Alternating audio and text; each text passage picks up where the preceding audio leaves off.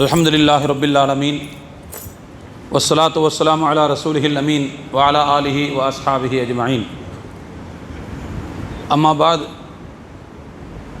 கண்ணியத்திற்குரிய எல்லாம் வல்ல அல்லாஹுவின் நல்லடியார்களே, அன்பிற்கும் பாசத்திற்கும் உரித்தான பெரியோர்களே, சகோதரர்களே, தாய்மார்களே, சகோதர சகோதரிகளே, எல்லாம் வல்ல அல்லாஹுவின் மகத்தான கருணையினால் இன்றைய தராவீஹ் தொழுகையை நாம் நிறைவு செய்தவர்களாக இங்கே அமர்ந்திருக்கிறோம். இந்த நல்ல நேரத்தில் நாம் இன்றைய தினம் செவியுற்ற திருக்குர்ஆனுடைய வசனங்களிலிருந்து ஒரு 2 வசனங்களை உங்களுடைய சிந்தனைக்கு நான் எடுத்து வைக்க ஆசைப்படுகிறேன். அது தொடர்பான சில செய்திகளை நாம் இன்றைக்கு பசுமைப்படுத்திக் கொள்வதற்காக, நினைவுபடுத்திக் கொள்வதற்காக நாம் இந்த நேரத்தை இங்கே செலவழிக்க இருக்கிறோம். அதில் முதலாவது வசனம் அல்லாஹ் குறிப்பிடுகிறான், யௌம யபஅஸுஹுமுல்லாஹு ஜமீஅன், மக்கள் அனைவரையும் அல்லாஹ் மறுபடியும் உயிர் கொடுத்து எழுப்பக்கூடிய நாளில் ஃபயுனப்பிஉஹும் பிமா அமிலு, அவர்கள் இந்த பூமியில் இருக்கும்போது செய்த எல்லா செயல்களையும் அவர்களுக்கு சொல்லி காட்டுவான். அஹ்சாஹுல்லாஹு, அவை அனைத்தையும் அல்லாஹ் துல்லியமாக பதிவு செய்துதான் வைத்திருக்கிறான். வனசூஹு, ஆனால் மக்களும் அதை மறந்து விட்டார்கள். உலகத்தில் வாழும்போது என்ன செஞ்சோங்கிறத மனிதர்கள் மறந்து விட்டார்கள். ஆனால் அல்லாஹ் அதை துல்லியமாக பதிவு செய்து வைத்திருக்கிறான். வல்லாஹு அலா குல்லி ஷைஇன் ஷஹீத், நிச்சயமாக அல்லாஹ் அனைத்து பொருட்களையும் கண்காணித்த வண்ணம் இருக்கிறான் என்று இந்த வசனம் முடிகிறது. இது சூரத்துல் முஜாதலா. அடுத்து சூரத்துல் ஹஷ்ரில் இன்னொரு வசனம் சொல்கிறது, யா அய்யுஹல்லதீன ஆமனு தகுல்லாஹ, இறை நம்பிக்கை கொண்டவர்களே நீங்கள் அல்லாஹ்வை அஞ்சுங்கள். வல் தந்துர் நஃப்சும் மா கத்தமத் லிகத், ஒவ்வொரு உயிரும் நாளை மறுமைக்காக எதை முன்கூட்டி அனுப்பி வைத்திருக்கிறது என்பதை கவனித்து பார்த்து கொள்ளட்டும். வத்தகுல்லாஹ், நிச்சயமாக நீங்கள் அல்லாஹ்வை அஞ்சுங்கள். இன்னல்லாஹ ஹபீரும் பிமா தஅமலூன், நீங்கள் செய்து கொண்டிருக்கக்கூடியவற்றை அல்லாஹ் கவனமாக பார்த்து கொண்டிருக்கிறான், நன்கு நுண்ணறிந்து கொண்டிருக்கிறான். இந்த 2 வசனத்தை அடிப்படையாக வைத்துத்தான் நாம் இன்றைய தினம் சுய பரிசோதனை என்ற தலைப்பை வழங்கியிருக்கிறோம். சில விஷயங்களை உலகத்தில் நாம் வாழும்போது சீரியஸாக எடுத்துக்கிறது இல்லை, ஆனால் அது சீரியஸாக எடுத்துக்கொள்ள வேண்டிய விஷயம். நம்முடைய தொழில்துறைகளில் அல்லது நம்முடைய வருமானங்களில், வருவாய்களில் ஏதாவது முன்ன பின்ன இருந்தால் அவற்றை சரி செய்வதற்கு ஒன்றுக்கு பல முறை நாம் கணக்கு பார்க்கிறோம். ஒன்றுக்கு பல முறை நாம் திருப்பி திருப்பி அந்த கணக்குகளை பார்க்கிறோம். எந்த இடத்துல பிரச்சனை வந்துச்சு, ஏன் இங்கே அதிகமாக செலவாச்சு, நம்ம கண்ணை விட்டு தப்பி இந்த செலவு எப்படி போச்சு, இவ்வளவு பணம் காணாம எங்கே போய் விழுந்துச்சு. அப்போ நம்ம இதையெல்லாம் கண்டுபிடிக்கிறதுக்கு கண்ணில் விளக்கெண்ணெய் ஊற்றாத குறையாக திரும்ப திரும்ப நாம் அந்த கணக்குகளை பார்க்கிறோம். ஆனால் நாளை மறுமைக்கு நிச்சயமாக நமக்கு தேவைப்படக்கூடிய நன்மைகள் விஷயத்தில் நாம் இப்படிப்பட்ட கணக்குகளை பார்க்கிறோமா என்றால் நிச்சயமாக இல்லை என்பதுதான் அதற்கான பதில். நான் 2-3 நாளைக்கு முன்னாடி ஒரு தலைப்பில் பேசினேன், உங்களுக்கெல்லாம் தெரியும். நாம் செய்கிற அமல்களே ரொம்ப கம்மி, நன்மைகளே ரொம்ப கம்மி. செஞ்ச நன்மைகளை மற்ற தீமைகள் செஞ்சு பாழாக்கிடக்கூடாது, அதை பத்திரமா பார்த்துக்கிறணும் அப்படின்னு ஒரு 2-3 நாளைக்கு முன்னாடி பேசின ஞாபகம் இருக்குது. இன்றைக்கி நம்ம என்ன சொல்ல போகிறோம்னா, எப்படி நாம் செய்த நல்ல அமல்களை பாதுகாக்க வேண்டிய பொறுப்பு இருக்கிறது, அதுபோல் நாம் செய்த தீமைகளை அவ்வப்போது கணக்கு தீர்க்க வேண்டிய பொறுப்பும் நமக்கு இருக்கிறது.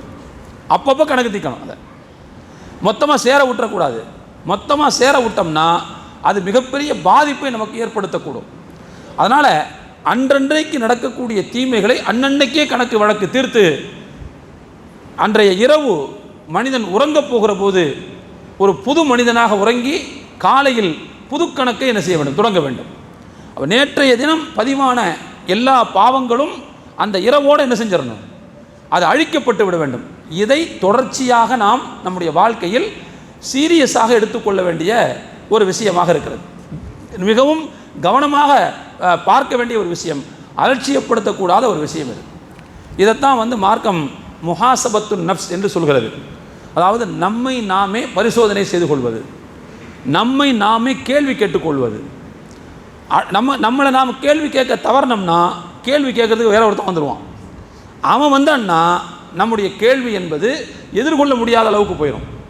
நாமே நம்மை கேள்விக்கு உட்படுத்தி கொண்டால் அப்போ எங்கெங்கே மிஸ்டேக் நடந்திருக்குங்கிறத ஐடென்டிஃபை பண்ணலாம், அடையாளம் கண்டுகொள்ளலாம். அந்த மிஸ்டேக்கை அப்பொழுதே திருத்தி கொள்வதற்கு, மைனஸ் பண்ணிக்கிறதுக்கு நமக்கு ஒரு வாய்ப்பாக அமையும். இந்த கருத்தை மையப்படுத்தித்தான் நான் ஆரம்பத்தில் வாசித்து காட்டிய 2 திருவசனங்களும் சொல்கின்றன. மனிதர்கள் செய்த அனைத்தையும் மனிதர்கள் மறக்கலாம், ஆனால் அல்லாஹ் துல்லியமாக பதிவு செய்து வைத்திருக்கிறான். அப்போது நாம் செஞ்ச தீமைகளும் பதிவு தான். நன்மைகள் பதிவாக இருந்தால் பிரச்சனை இல்லை, ஆனால் தீமைகள் பதிவாக இருந்தால் அப்போ அதை தீர்க்க வேண்டுமா இல்லையா? அதனால தான் இன்னொரு வசனத்தில் அல்லாஹ் சொல்கிறான், நாளை மறுமைக்காக நீங்கள் எதை முன்கூட்டி அனுப்பி வைத்திருக்கிறீர்கள் என்பதை நீங்கள் கவனித்துக் கொள்ளுங்கள். நாளை மறுமை, அதற்காக நீங்கள் என்ன செய்தீர்கள், என்ன நன்மை செய்தீர்கள் என்பதை பாருங்கள்னு அல்லாஹ் சொல்லலை. எதை முன்கூட்டி அனுப்பி வச்சிருக்கீங்க, அந்த முன்கூட்டி அனுப்புதல்ங்கிற வார்த்தை இருக்குது பார்த்தீங்களா, அது நம்முடைய சிந்தனைக்குரிய ஒரு வார்த்தை. அதாவதுங்க, இந்த முன்கூட்டி அனுப்புறதுன்னா என்ன அர்த்தம் தெரியுமா? முதல்ல செய்கிறதுன்னு அர்த்தம். அப்போ இந்த உலகத்தில் நமக்கு ஏராளமான பணிகள் இருக்குது. உலக காரியங்கள் நிறைய இருக்குது, குடும்ப காரியங்கள் நிறைய இருக்குது, எல்லாமே இருக்குது. ஆனால் நம்முடைய ப்ரையாரிட்டி எதுக்கு இருக்கணும்? ப்ரையாரிட்டிங்கிறது மார்க்க செயல்பாடுகளுக்குத்தான் ப்ரையாரிட்டி. அதனால தான் நீங்கள் எதை முன்கூட்டி அனுப்பி வைத்தீர்கள்ங்கிற அல்ல, நீங்கள் எதை செய்தீர்கள்னு சொல்லலை, அல்ல எதை நீ முதல்ல செஞ்ச அப்படிங்கிறத நீ கவனத்தில் எடுத்துக்கொள்ளுன்னு சொல்கிறாங்க. அப்போ எனவே அருமையான தோழர்களே, நம்முடைய மார்க்க செயல்பாடுகள் அது குறித்து நாம் ரொம்ப கான்சியஸாக, ரொம்ப அலர்ட்டாக இருக்க வேண்டிய தேவை இருக்கிறது என்பதை இங்கே நாம் புரிந்து கொள்ள கடமைப்பட்டிருக்கிறோம். அப்போ எனவே அன்னன்னைக்கு நம்முடைய செயல்பாடுகளை குறித்து நாம் பரிசோதனை செய்ய வேண்டும். இன்றைக்கி என்னென்ன நல்ல அமல்கள் செஞ்சோம், அதை செய்யும்போது ஒழுக்கமாக செஞ்சோமா, அந்த அமல்கள் செய்யும்போது நம்முடைய மனம் தூய்மையாக இருந்ததா, உள தூய்மை இருந்ததா, இஹ்லாஸ் இருந்துச்சா, அல்லது வேறு ஏதாவது பிரச்சனை இருந்துச்சா? அப்படி ஏதாவது பிரச்சனை இருந்தால் அந்த பிரச்சனை ஐடென்டிஃபை ஆச்சுன்னு சொன்னால் அதுக்கு அல்லாஹ்ட்ட பாவ மன்னிப்பு கேட்குறது.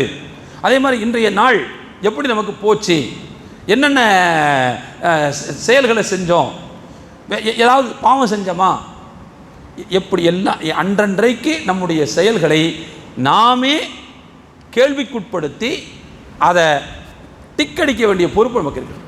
சரியாக இருந்தால் டிக்கு, தவறாக இருந்தால் அதை திருத்தி அமைக்க வேண்டிய பொறுப்பு நமக்கு இருக்கிறது.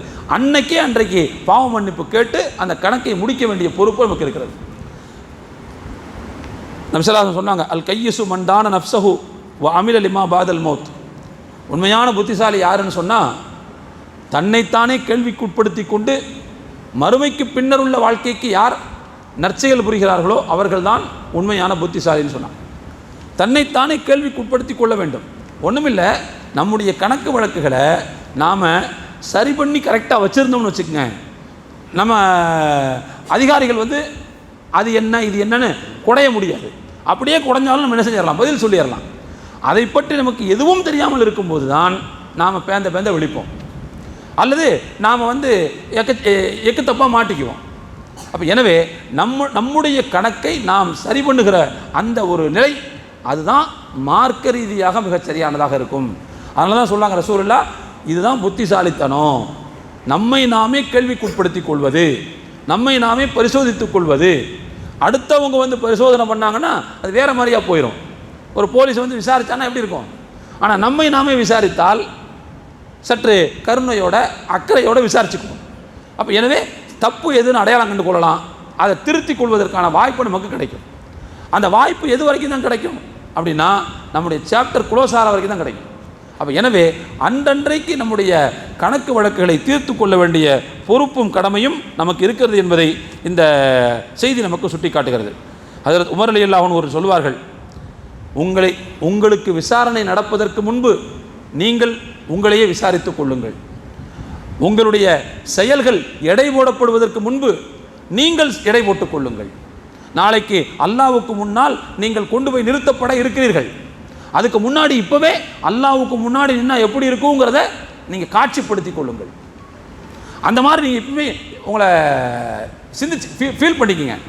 அப்போ நீங்கள் என்ன செய்யலாம்னு சொன்னால் அந்த செயல்களை, அதில் இருக்கக்கூடிய தவறுகளை, அதில் வரக்கூடிய பிரச்சனைகளை நீங்கள் அவ்வப்போது திருத்தி கொள்ள முடியும் என்று ஹஜ்ரத் உமர் ரலியல்லாஹு அன்ஹு அவர்கள் சொன்னார்கள்.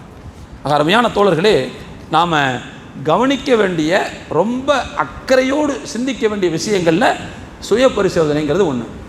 நம்மை பொறுத்தவரை இது ரொம்ப ரேரான ஒரு விஷயமா இருக்கும்னு நான் நினைக்கிறேன். அப்படி தானே? ரொம்ப ரேரான விஷயம். நம்ம எத்தனை, கொஞ்சம் மனசில் கை வச்சு சொல்லுங்கள், எத்தனை பேர் நம்ம இதை செய்கிறோம் சொல்லுங்கள். அநேகமாக நான் நீங்கள் சம்மந்தம் இல்லாத ஏதோ ஒன்று பேசுகிற மாதிரி கூட நீங்கள் ஃபீல் பண்ணலாம். ஆனால் யதார்த்தம் அதுதான், யதார்த்தம் அதுதான். நாம் நம்முடைய செயல்களை பற்றி கவலைப்படத்தான் வேண்டும், அன்னன்னைக்கு அதனுடைய கணக்குகளை முடிக்கத்தான் வேண்டும். அதுதான் புத்திசாலித்தனம்ங்கிறத புரிஞ்சுக்கணும். சரி, இது ஒன்று வானத்துக்கு மேலே உள்ள விஷயம், பூமி கீழே உள்ள விஷயம் கிடையாது. உலகத்தில் வேறு சில விஷயங்களுக்கு இதை நாம் அப்ளை பண்ண தான் செய்கிறோம். இதை நாம் அப்ளை செய்கிறோம். ஒரு நிறுவனத்தை வெற்றிகரமாக கொண்டு செல்ல வேண்டும், ஒரு திட்டத்தை வெற்றிகரமாக ஆக்க வேண்டும், அல்லது ஒரு கல்வியை பயனுள்ளதாக மாற்ற வேண்டும் அப்படின்னு நினைக்கிற ஒவ்வொருத்தரும் அவர்களை அறியாமல் இந்த சுய பரிசோதனையை செய்யத்தான் செய்கிறார்கள். ஆனால் அதுக்கு வேறு பேர் சொல்கிறாங்க. நீங்கள் கேள்விப்பட்டிருப்பீங்க, ஸ்வாட் அனாலிசிஸ்னு ஒன்று கேள்விப்பட்டிருக்கீங்களா? ஸ்வாட் அனாலிசிஸ். அந்த ஸ்வாட் அனாலிசிஸ்ங்கிறது என்னது? அது ஒரு 4 விஷயம். என்ன? முதலாவது ரெண்டு உள் விவகாரங்கள், 2 வெளி விவகாரம். ஒன்று ஒரு மனிதனுக்கு இருக்கக்கூடிய பலம். இப்போ உதாரணமாக ஒரு நிறுவனத்தை தொடங்குறாங்க அப்படின்னா, நிறுவனத்தை தொடங்கக்கூடிய அவர்களுக்கு உள்ளில் இருக்கக்கூடிய பலம் என்ன, அதே போல் உள் பலவீனம் என்ன தெரியணும்.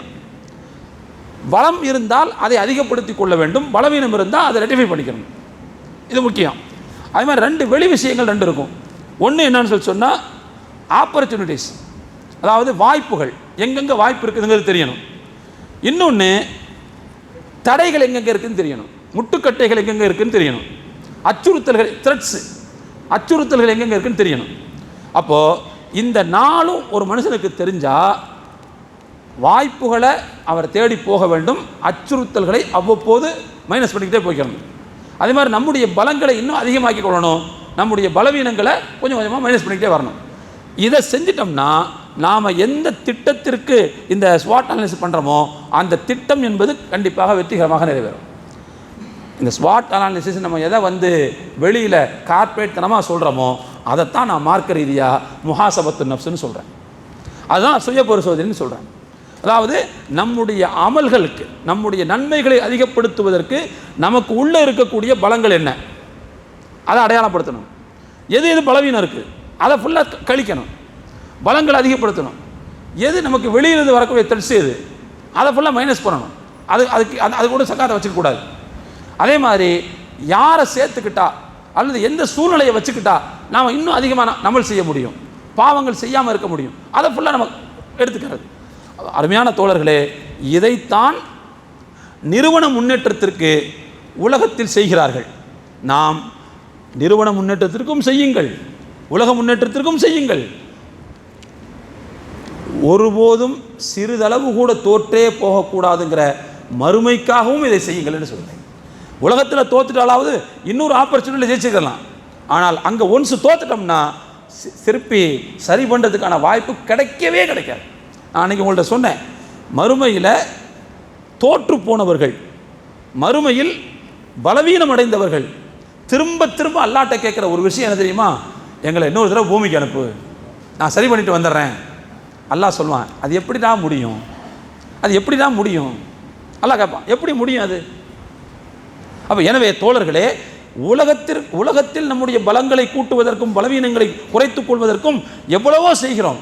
ஆனால் இங்கே வருகின்ற தோல்வி என்பது நிரந்தர தோல்வி கிடையாது. ஒரு தடவை விழுந்தால் இன்னொரு தடவை எழுச்சிடலாம். ஒரு கவிஞர் ஒருத்தர் சொன்னார்,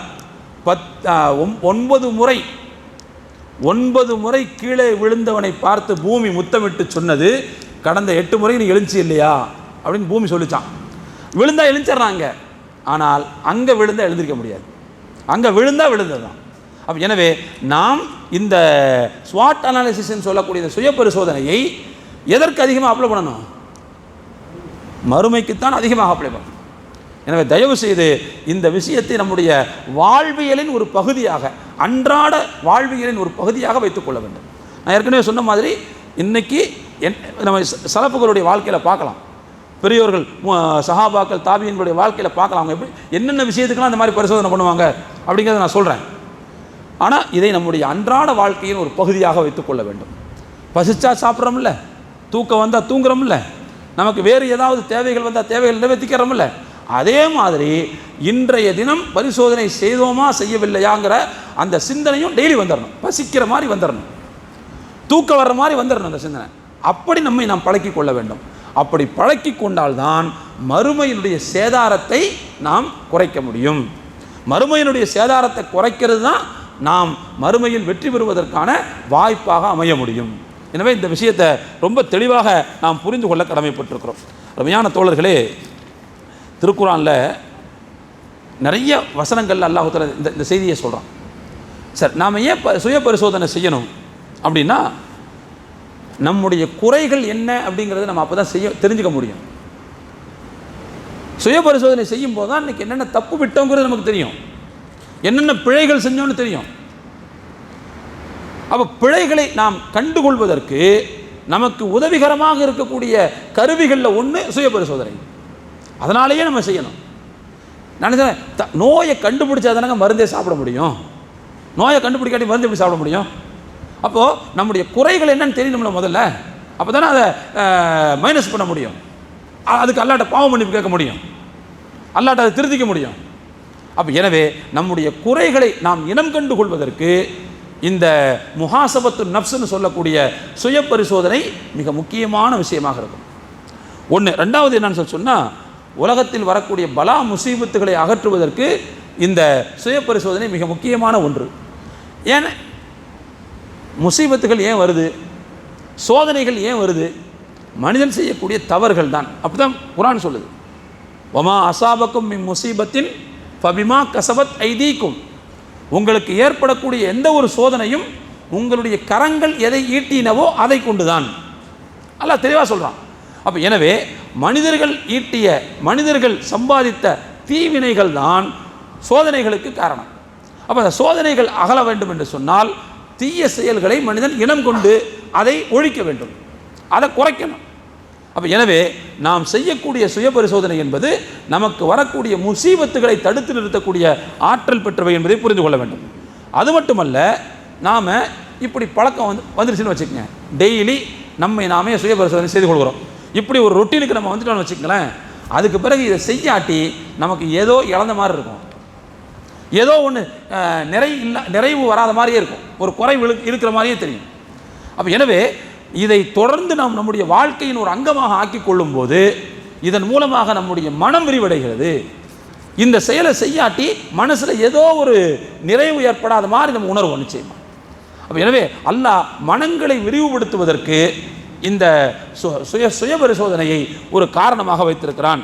ஆக இப்படி ஏராளமான விஷயங்களை சொல்லலாம். பாவ மீட்சி, தௌபா கிடைக்கும், பாவ மன்னிப்பு கிடைக்கும், இதெல்லாம் கிடைப்பதற்கு மிக முக்கியமான காரணமாக இருக்கும்.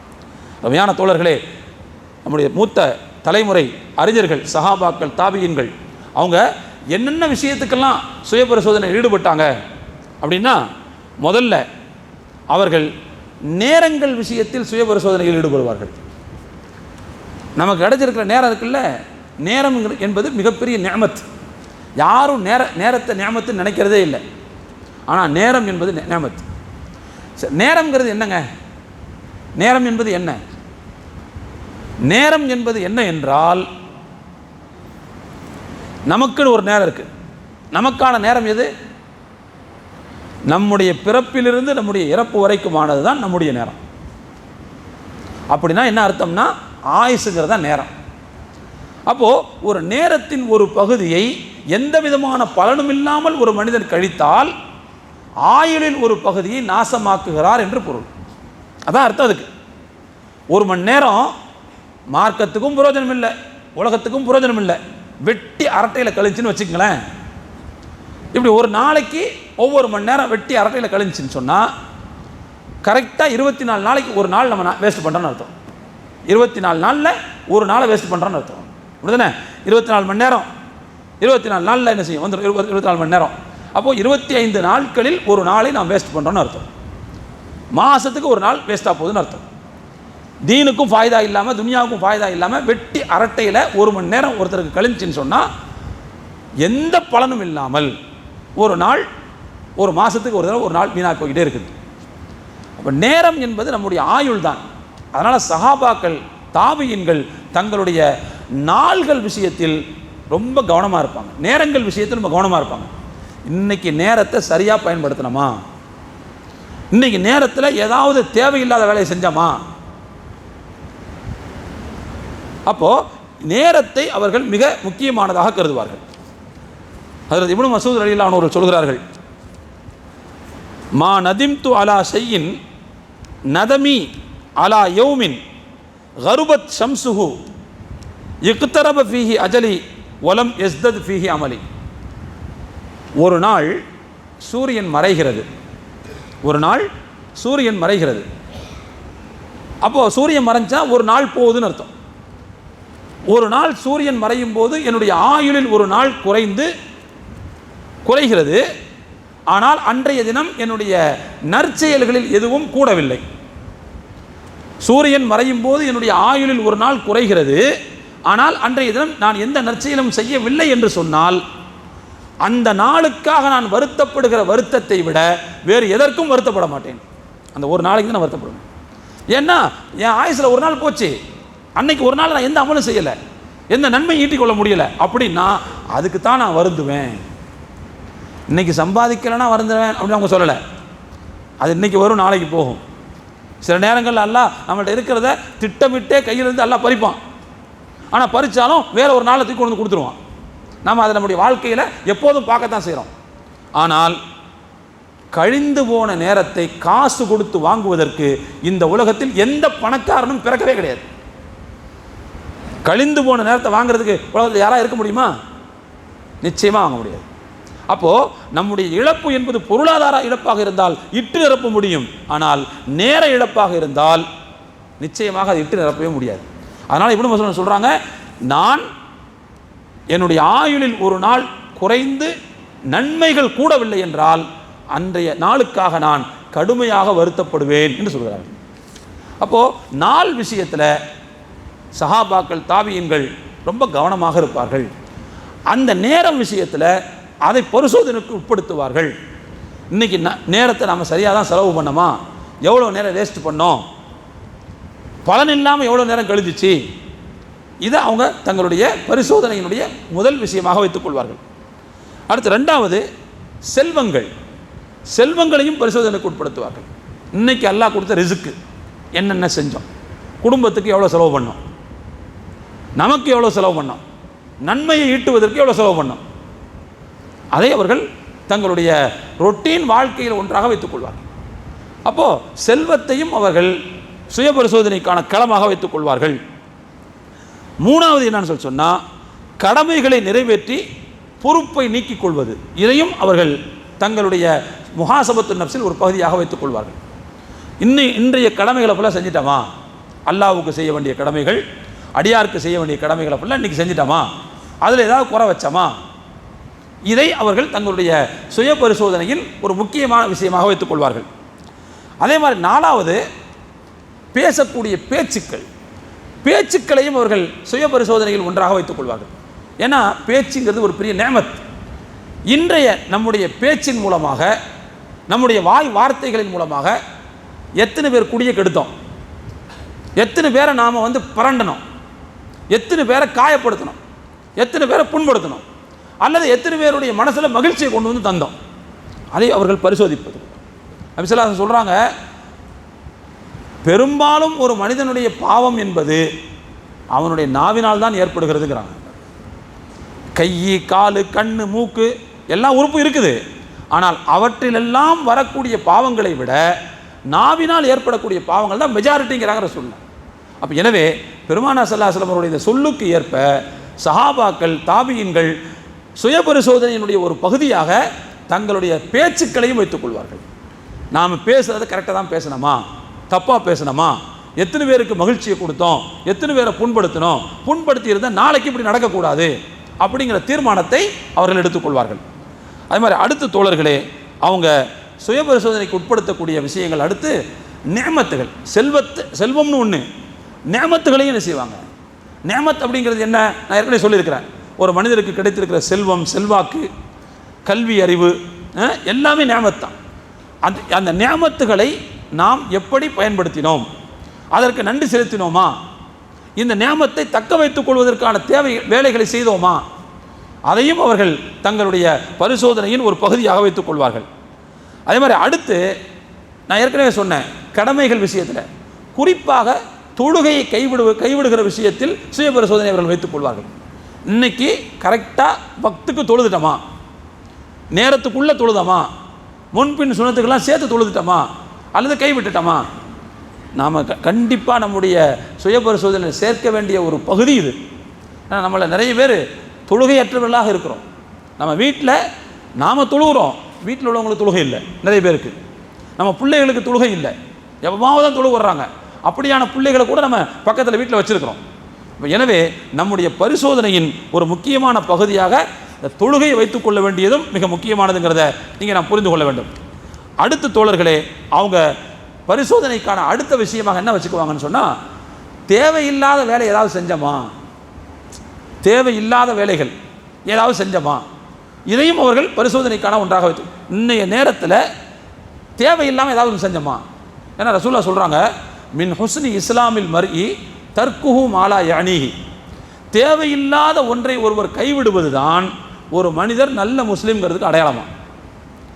அதாவது எந்த பயனும் இல்லாத ஒரு காரியத்தை ஒரு மனிதர் செய்கிறார் என்று சொன்னால் அவர் நல்ல முஸ்லீம் இல்லைங்கிறாங்க, நல்ல முஸ்லீம் கிடையாதுங்கிறாங்க.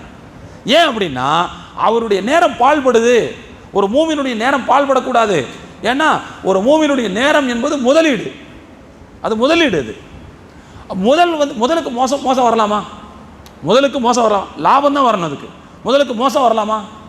அப்போ எனவே ஒரு மனிதர் தேவையில்லாத தப்பு செய்ய வேண்டிய தேவையில்லை, தேவையில்லாத காரியங்களில் ஈடுபட்டாலே தன்னுடைய நேரத்தை அவர் பாழ்படுத்துகிறார் அர்த்தம். அப்போ எனவே தேவையில்லாத விஷயங்களுக்கு நாம் நேரத்தை செலவழித்தோமா என்பதையும் சஹாபாக்கள், தாபியீன்கள் தங்களுடைய சுய பரிசோதனையினுடைய ஒரு பகுதியாக வைத்துக் கொள்வார்கள் என்று நாம் பார்க்கிறோம். ரமையான தோழர்களே, அத்தா பின் அபி ரபாஹ்னு ஒரு பெரிய அறிஞர், அவங்க சொல்கிறாங்க, ஒருவருடைய செயல் பதிவேடு, ஒருவருடைய அமல் பதிவேடு விரித்து வைக்கப்படுகிறது. பகல் முழுக்க அவர் செய்த எல்லா செயல்களும் அதில் பதிவாகி இருக்கிறது. ஆனால் ஆகிரத்துக்கு பயனுள்ள எதுவுமே அதில் இல்லை. இப்படிப்பட்ட பதிவேட்டை பார்ப்பதற்கு அந்த மனிதனுக்கு வெட்கம் வராதா அப்படின்னு கேட்குறாங்க. இன்னைக்கு பகல் முழுக்க நம்ம செஞ்ச செயல்களை ஃபுல்லாக நம்முடைய பதிவேட்டில் ஏற்றப்படுகிறது. அதை நமக்கு முன்னால் இப்படி விரித்து வச்சிருக்கேன்னு வச்சுக்கோங்க, அதை நம்ம படிக்கிறோம். அதில் பதிவு செய்யப்பட்ட எதுலையுமே நம்முடைய ஆகிரத்துக்கு பயனுள்ள ஒரு விஷயம் கூட இல்லைன்னு வச்சுக்கோங்க. அது எவ்வளோ பெரிய இழப்பு, அது எவ்வளோ பெரிய கை சேதம். இப்படிப்பட்ட ஒரு பதிவேட்டை பார்ப்பதற்கு சம்பந்தப்பட்ட மனுஷனுக்கு வெட்கம் வராதா அப்படின்னு கேட்குறாங்க. அப்போது தேவையில்லாத காரியங்களை செய்யலாமா, பயனில்லாத காரியங்களை செய்யலாமா? ஆனால் இன்றைக்கி ரெஃப்ரெஷ் அப்படிங்கிற பேரில், சந்தோஷங்கிற பேரில், குதூகலங்கிற பேரில் இப்படிப்பட்ட பயனற்ற வேலைகள் நிறைய நம்ம செய்கிறோம். நம்முடைய செயல் பதிவேடுகளில் இப்படிப்பட்ட குப்பைகளுக்கு நிறைய இடம் இருக்குது. தயவுசெய்து இதை நாம் தவிர்த்து கொள்ள வேண்டிய தேவை இருக்கிறது என்பதை நாம் புரிந்து கொள்ள கடமைப்பட்டிருக்கிறோம். நாம் பேசுகிற பேச்சுக்கள், நம்முடைய வார்த்தைகள், நம்முடைய செயல்பாடுகள் கண்டிப்பாக அதை குறித்து அக்கறையும் என்ன அலர்ட்னஸும் கண்டிப்பாக இருக்கணும். ஒரு அறிஞர் அவருடைய மனைவியை விவாகரத்து செய்ய போகிறதாக சொன்னார். பக்கத்தில் ஒருத்தவங்க கேட்டாங்களா, விவாகரத்து பண்ணுற அளவுக்கு என்னங்க அவங்க மனைவிட்ட தப்பு பார்த்தீங்க நீங்கள் அப்படின்னு கேட்டிருக்கிறார். இவர் சொன்னாராம், எந்த ஒரு நல்ல ஆம்பளையும் தான் கெட்ட பொண்டாட்டியை பற்றி தப்பாக சொல்ல மாட்டான். நான் உன் கேள்விக்கு நான் பதில் சொல்ல முடியாதுன்றான். நான் எப்போ விவாகரத்து பண்ணுறேனோ அதுக்கு பிறகு தான் அவங்க எனக்கு மனைவி இல்லாமல் ஆவாங்க. அது வரைக்கும் என் மனைவி தான். என் மனைவி பற்றி நான் உன்ட்ட குறை சொல்லணும்னு அவசியம் கிடையாது. நான் அவங்கள விவாகரத்து பண்ண போகிறேன்னா அதுக்கு வேறு காரணம், அது எனக்கும் அவங்களுக்கு தெரியும். அதை ஒன்றை சொல்ல வேண்டிய அவசியம் கிடையாது.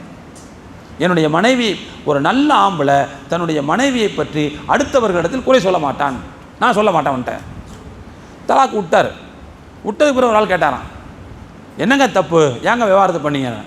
இப்போ அந்த பொண்ணு அந்நிய பெண்ணை பற்றி நான் பேச வேண்டிய தேவையில்லை. எப்படி பேச முடியும்? நான் சொல்கிறேன், இதுதான் புத்திசாலித்தனங்கிறேன். ஒரு வார்த்தை கூட வேஸ்ட் ஆகக்கூடாதுங்க. எவ்வளோ கான்சியஸ் பாருங்கள். இது இது இது இது வந்து நமக்கு நம்மளாலாம் முடியுமா அப்படின்னு நம்ம யோசிப்போம். ஆனால் இதுவெல்லாம் நமக்கான முன்மாதிரிகள். இதெல்லாம் நமக்கான முன்மாதிரிகள். இப்படித்தான் நம்முடைய ஒவ்வொரு செயல்பாடுகள்லையும் நம்ம கவனமாக இருக்கணும். அப்படி இருக்கும்போது நிச்சயமாக நம்முடைய பதிவேடுகளில் பயனற்ற விஷயங்கள், குப்பைகள் எதுவும் என்ன செய்யாது, இடம் பிடிக்காது. அப்போ எனவே இந்த மாதிரியான விஷயங்களில் ரொம்ப கவனமாக இருந்திருக்காங்க. அதே மாதிரி அந்த மேன்மக்கள் தங்களுடைய பரிசோதனைக்கான விஷயத்தில் மற்றொன்றாக என்ன வச்சுக்கிட்டாங்கன்னு சொன்னால், ராத்திரி தஹஜ்ஜுது தொழுகாமல் தூங்குனா அதை முஹாசபத்து நஃப்ஸில் ஒன்றாக வச்சுப்பாங்க. இன்னைக்கு நான் தூங்கிட்டேன், இன்னைக்கு நான் தொழுகலை, இது ஒரு பெரிய குற்றமாக வச்சு அதை என்ன செய்வாங்களாம், அன்னைக்கு பரிசோதனைக்கு வைப்பார்கள். அருமையான தோழர்களே, அஹமது பின் யஹ்யா என்று சொல்லக்கூடிய ஒரு அறிஞர் ஒரு நாள் அபு ஜாஃபர் என்று சொல்லக்கூடிய அறிஞர் இந்த அஹமது பின் யஹ்யா அவங்கள சந்திப்பதற்கு வர்றாங்க வீட்டுக்கு. வீட்டுக்கு போனால் வீட்டில் உட்காந்து அழுதுகிட்டு இருக்கிறார். இவர் போனவர் பார்க்குறாரு, என்ன இவர் அழுதுகிட்டு இருக்கிறாரு. அவரை போய் தேற்றுகிறார், ஏன் அழுகுறீங்க, என்ன ஏது அப்படின்னு கேட்குறார். அவர் காரணத்தை சொல்ல மாட்டேங்கிறார், ஆனால் அழுகிறார், அழுதுகிட்டே இருக்கிறார். இவர் நான் காரணம் சொல்லணும்னா விட மாட்டேன், நீங்கள் காரணம் சொல்லியே ஆகணும், ஏன் அழுகுறீங்க சொல்லுங்கள் அப்படிங்க. கடைசியில் அவர் சொல்லிட்டாராம், நேற்று தஹஜ்ஜுது தொழுவில் நான் நினைக்கிறேன், தஹஜ்ஜுது தொழுகாமல் நான் அந்த பாக்கியத்தை இழந்ததுக்கு நான் செஞ்ச ஏதோ ஒரு தப்பு தான் காரணம் போல தெரியுது அப்படின்னு சொல்லிட்டு இன்னும் அழுகுறாராம். அப்போ இவர் சொன்னாராம், ஏங்க தஹஜ்ஜுது தொழுகலைங்கிறத ஒரு பெரிய குற்றமாக சொல்கிறீங்களே, அதை குற்றமாக நினைக்கிற அளவுக்கு நீங்கள் இருக்கிறீங்கன்னா நீங்கள் பெரிய ஆள் தானேங்க அர்த்தம். தப்பே இல்லாத ஒன்றை தப்புன்னு நினைக்கிறது வந்து பெரிய ஆள் தானே. சின்ன விஷயத்தை ஒரு பெரிய விஷயமாக கருதுறவங்க யார் கருதுவா? நம்மளெல்லாம் வந்து பெரிய மலமுழுங்கி விஷயத்தை என்ன செய்வோம்னா சாதாரண விஷயமா அற்பமான விஷயமாக கருதுவோம். ஆனால் அவங்க அப்படி இல்லை, ஒரு நன்மை செய்யலைங்கிறத ஒரு பெரிய தீமையாக கருதுறாங்க பாருங்கள். அப்போ அவங்க சொல்கிறாங்க, ஏங்க இதுவே நீங்கள் நல்ல ஆளுங்கிறதுக்கு அடையாளம் இல்லையா, ஏங்க அழுகுறீங்க அப்படின்னு. ஆமாம், நீ இப்படி தான் சொல்லிகிட்டே இருப்ப, ஆனால் ஒரு நன்மை செய்வதற்கு எனக்கு தடை வருகிறது என்று சொன்னால் அந்த தடை ஒரு பாவத்தின் காரணத்தினால்தான் வரும். அப்போ நான் ஏதோ அல்லாவுக்கு விருப்பம் இல்லாத ஒன்று செஞ்சிட்டேன் போல தெரியுது, அதனால தான் அழுகுறேன்னு சொல்லிட்டு அவர் தேற்ற முடியாத அளவுக்கு அழுகிறார். கடைசியில் இவர் தேற்ற முடியாதுன்னு சொல்லிட்டு அவர் வீட்டுக்கு வந்துட்டார். அவங்களுடைய வரலாறில் பார்க்குறோம், சிஃபத்து சஃப்வான்னு சொல்லக்கூடிய அறிஞர்களை பற்றிய நூல்களில் பதிவான ஒரு வரலாற்று குறிப்பு இது. எதுக்கு சொல்ல வரேன்னா, இந்த மாதிரி அவங்க சின்ன சின்ன விஷயங்களை கூட தங்களுடைய பரிசோதனையின் ஒரு பகுதியாக வைத்து, அதனால தான் அவங்களுடைய வாழ்க்கையில் நன்மைகளே நிறைஞ்சிருக்கு, தீமைகளுக்கு இடமில்லாமல் இருக்குது. காரணம் என்னன்னா, அப்பப்போ அவங்க செஞ்சு முடிச்சிட்டாங்க, அப்பப்போ அவங்க வந்து திருத்தி கொண்டார்கள், அப்பப்போ அவர்கள் தௌபா செய்து விட்டார்கள், அப்பப்போ அவங்க இஸ்திக்பார் செஞ்சிட்டாங்க. அல்லாஹ் தஆலா அவங்களுடைய பாவங்களை மன்னித்து விட்டான். எனவே அவங்களுடைய பதிவேடுகளில் இடம் பிடிச்ச விஷயங்கள் வெறும் நன்மைகளாக மட்டுமே இருக்கின்றன. எனவே அருமையான தோழர்களே, இப்படிப்பட்ட வாய்ப்பு நமக்கு கிடைக்கணும்னா நாமும் நம்முடைய பரிசோதனை விஷயத்தில், அமல்கள் பற்றிய பரிசோதனை விஷயத்தில் ரொம்ப கவனமாக இருக்கணும். நான் இப்போவும் திரும்ப சொல்கிறேன், ஏதோ சம்பந்தம் இல்லாத விஷயத்தை பேசுகிற மாதிரியே உங்களில் பல பேருடைய முகபாவம் எனக்கு தெரியுது. ஆனால் அப்படி நீங்கள் நினச்சிங்கன்னா என் பொறுப்பு நீங்கிருச்சு. நான் சொல்கிறத சொல்லிட்டேன், அல்லாட்ட நாளைக்கு சொல்லிடுவேன். நான் தினந்தோறும் முஹாசபத்து நஃப்ஸ் பற்றி அவங்களுக்கு சொன்னேன், ஆனால் என்னை அவர்கள் வினோதமான ஜந்தாக பார்த்தார்கள், நான் அல்லாட்ட சொல்லிடுவேன். இது சாதாரண எடுத்துக்கிற விஷயம் கிடையாது. ஏன் நம்ம கடையில் ஒரு நஷ்டம் வருதுன்னு சொன்னால் எத்தனை தடவை திரும்ப திரும்ப திரும்ப திரும்ப போட்டு கணக்கு பார்க்குறோம். நன்மை என்ன அவ்வளோ ஈஸியாக போச்சா? மறுமைனா அவ்வளோ ஈஸியாக போச்சா? சொர்க்கம்னா அவ்வளோ ஈஸியாக போச்சா? அல்லாஹ்வுடைய தண்டனையிலிருந்து தப்பிக்கிறதுனா அவ்வளோ ஈஸியாக போச்சா? அதுக்கு நம்ம அக்கறை செலுத்த வேண்டாமா? தயவு செய்து நான் என்ன செய்கிறேன்னா, இந்த விஷயத்தை கொஞ்சம் கவனமாக வைத்துக் கொள்ளுங்கள். இதில் ஒரு பயனுள்ள ஒரு சில முறைகளை நான் சொல்லித் தருகிறேன், கொஞ்சம் யோசிச்சு பாருங்கள். இந்த மாதிரியான விஷயங்களை நம்ம தனித்தனியாக செய்யலாம். ஒன்று, குடும்பத்தில் எல்லாம் சேர்ந்து செய்யலாம். வாரத்துக்கு ஒரு தடவை எல்லாரையும் உட்கார வச்சு, இந்த வாரத்தில் யார் யார் தொழுவலை சொல்லு, எத்தனை வக்து நீ லேட்டாக தொழுத, எத்தனை பேர் சுன்னத் தொழுவலை, எவ்வளோ குரான் ஓதுன, அப்பப்போ வாரம் வெள்ளிக்கிழமையோ அல்லது ஞாயிற்றுக்கிழமையோ உட்கார்ந்து இப்படி நம்முடைய குடும்பத்தை பற்றி ஒருவர் மற்றவருக்கு கேள்வி எழுப்பினால் குறைஞ்சபட்சம் பாப்பா ஞாயிற்றுக்கிழமை கேட்பாரு, அப்போ பொய் சொல்லக்கூடாது, ஏதாவது ஓதணும், தொழுகணும் அப்படிங்கிற அந்த எண்ணம் வீட்டில் உள்ள பிள்ளைகளுக்கு வரும், மற்றவர்களுக்கு வரும் நிச்சயமாக. அப்போ எனவே இதற்கு நாம் தான் என்ன செய்யணும்னு சொன்னால் முதல் அடி எடுத்து வைக்கணும். நாம் அடி எடுத்து வைக்கும்போது பின்னால் கண்டிப்பாக அந்த பிள்ளைங்க வந்து சேர்ந்துக்கிறதுக்கு, குடும்பத்தில் உள்ளவங்க சேர்ந்துக்கிறதுக்கு ரொம்ப வாய்ப்பாக அமைக்கும். இதை இன்னும் கொஞ்சம் பயனுள்ள முறையில் செய்யணும்னா நல்ல நண்பர்கள், நன்மைகளின் மீது அக்கறை உள்ள நண்பர்கள் ஒரு 4-5 பேர் சேர்ந்தாங்கன்னு சொன்னால் அவங்களும் என்ன செய்ய முடியும், தங்களுக்குள்ள வாரத்தில் ஒரு நாளோ அல்லது மாதத்தில் ஒரு 2 தடவையோ சந்திச்சுக்கிட்டு நம்முடைய அமல்களை பற்றி, நம்முடைய செயல்களை பற்றி, நம்முடைய பொது காரியங்களை பற்றி, சமூக விஷயங்களை குறித்து, சமூக சேவைகளை குறித்து இப்படிலாம் என்ன செஞ்சுக்கலாம், கலந்து பேசிக்கொள்ளலாம். அப்போ யார்கிட்ட பலவீனம் இருக்குதோ அதை மற்றவங்க என்ன செய்வாங்க, இது பலவீனம் இருக்குது, இதை எப்படி மாற்றிக்கங்க அப்படின்னு சொல்லுவாங்க. அப்போது மூமின்களை பொறுத்தவரை ஒருவர் மற்றவருக்கு பலம் மூட்டக்கூடியவராக இருக்க வேண்டும். அப்படியான ஒரு சூழ்நிலை இருக்குன்னு சொன்னால் இந்த மாதிரி சுய பரிசோதனை அந்த நண்பர்களுடைய வட்டத்தில், குடும்பத்தில் வட்டத்தில் செஞ்சோம்னு சொன்னால் அதில் ஏராளமான நன்மைகளை நிச்சயமாக பார்க்க முடியும். ஒரு 6 மாதம் தொடர்ந்து செஞ்சு பாருங்களேன், அதுக்கு பிறகு செய்யாட்டி ஏதோ இழந்த மாதிரி நிச்சயமாக நம்ம ஃபீல் பண்ணுவோம். இன்ஷா அல்லாஹ் செய்யலாங்களா? அல்லாஹ் போதுமானவன். நிச்சயமாக மறுமையில் நாம் வெற்றி பெறுவது என்பது இப்படிப்பட்ட சில காரியங்களில் அக்கறை செலுத்தும் போது தான் நடக்கும். அப்படி இல்லைன்னா அதில் மிகப்பெரிய தொய்வு தான் விழும். எல்லாம் வல்ல இறைவன் நம் அனைவர்களையும் காப்பாற்ற வேண்டும். அவனுடைய நன்மைகளை பெறுவதில் நாம் கூடுதல் அக்கறை உள்ளவர்களாக இருக்க வேண்டும். அலட்சியத்தை துறக்க வேண்டும். நன்மைகளை செய்வதிலும் தீமைகளை குறைத்துக் கொள்வதிலும் நாம் அதிகமான முயற்சி எடுக்க வேண்டும். எல்லாம் வல்ல இறைவன் அதற்கான அருளை நமக்கு உள்ளிலும் வெளியிலும் தந்தருள் புரிவானாக. நல்ல குடும்பத்தாரை எல்லாம் நமக்கு தந்தருள் புரிவானாக. நம்முடைய குறைகளை நமக்கு சுட்டி காட்டக்கூடிய நல்ல நண்பர்களை நமக்கு எல்லாம் தந்தருள் புரிவானாக. அதன் மூலமாக நம்முடைய குறைகளை திருத்திக் கொள்வதற்கு வல்ல ரஹ்மான் நமக்கு அருள் பாலிப்பானாக என்று இந்த நேரத்தில் துவா செய்தவனாக என்னுடைய உரையை நிறைவு செய்கிறேன். வாஹிரு தாவானா அனில் ஹம்துலில்லாஹி ரப்பில் ஆலமீன்.